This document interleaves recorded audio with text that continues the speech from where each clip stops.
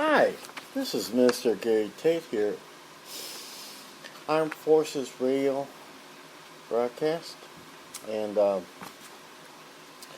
going to continue on with Chapter 3, Continue to Fight in my book, Live Now, Continue to Fight PTSD and TBI.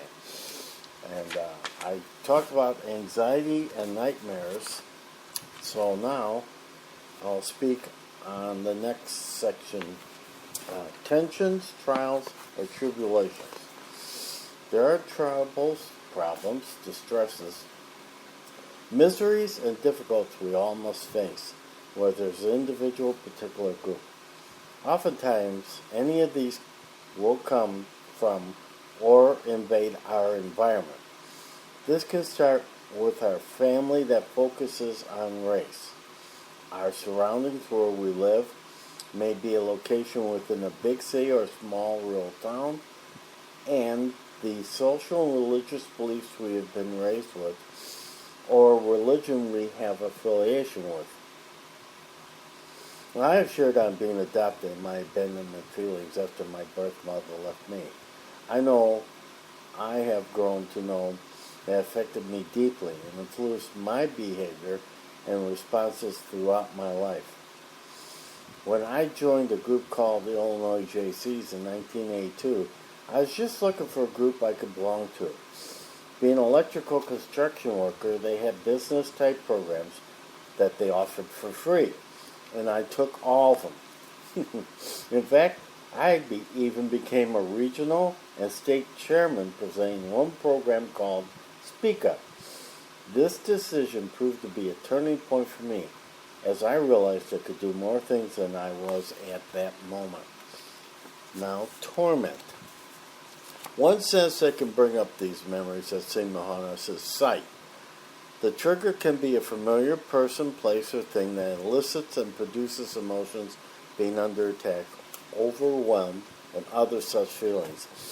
Another sense that may allude to our traumas can be our smell, which can include food, animals, or any source that brings thoughts being frightened, terrorized, or startled.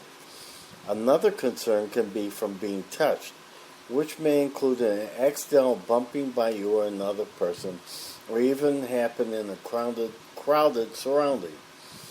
Having a person of a particular sex touch you, even accidentally, can bring up those moments when you were violated. I know I did not react well to being in a crowd of people. I didn't like being surrounded or closed in for a long time after being home from Vietnam. Finally, when a truck or car backfired, the noise caused me to shrink back or duck down as if somebody was firing at me. I have shared on our thinking and thoughts. One preacher said, "What you focus on, you can become." And I know this was true for both positive and negative directions. And I will look at veteran responses and stats that I got from Point Man International from a magazine called Reveille. And it says, post-traumatic stress disorder. To our current veterans, the following information is given for Vietnam veterans, they say, but this, I believe, can include our modern-day vets. Yet we know the information here, I said this, for current vets. The first thing that they say is characteristics, and that is intrusive thoughts and flashbacks, replaying combat experiences in their mind, searching for alternative outcomes.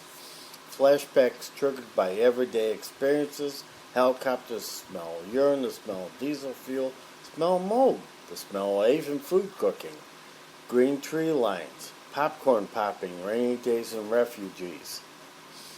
Now, another characteristic in Vietnam and can be current day as well is isolation. He has few friends, can isolate families emotionally, some geographically. I can say the word. Fantasizes about being a hermit, moves away from their problems. Believes no one can understand and no one will listen, even if he tried to talk about his experiences.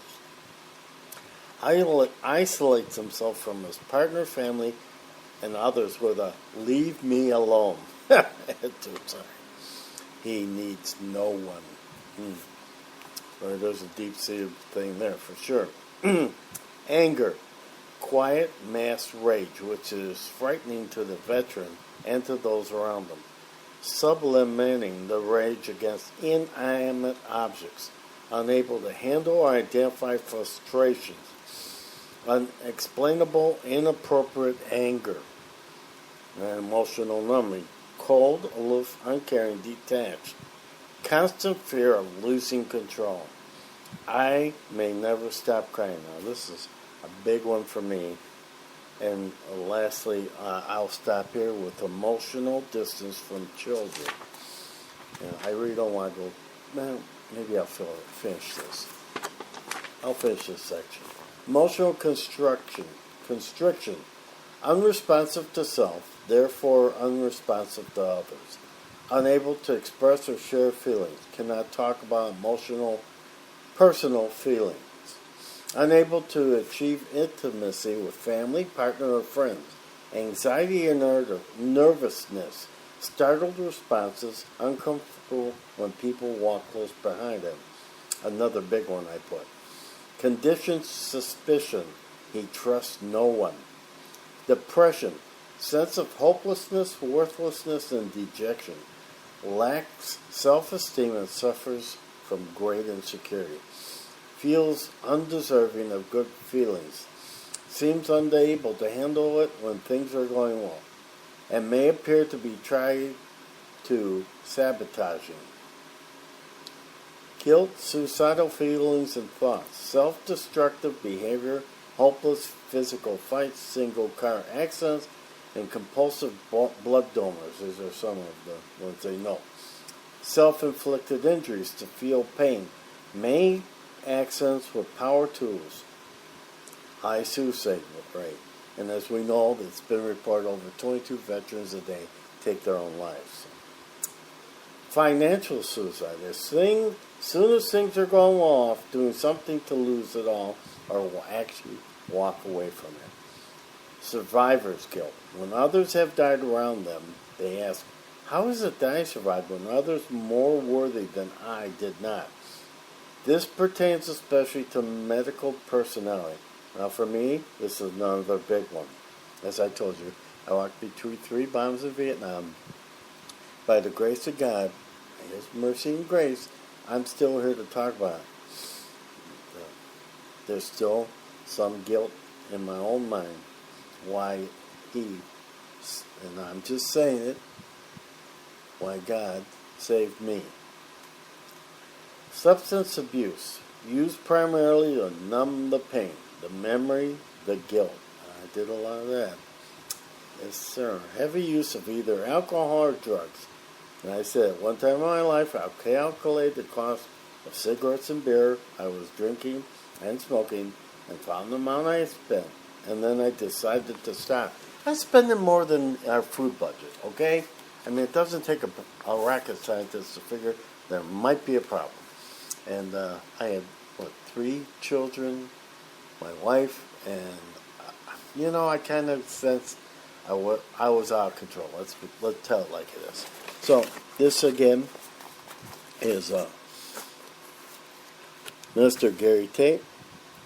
And you can contact me at GaryTate4 at Gmail, GaryTate4 at gmail.com. I can say this. And if you'd rather have some music in the background, let me know. I was trying this without it. So, thank you very much. God bless.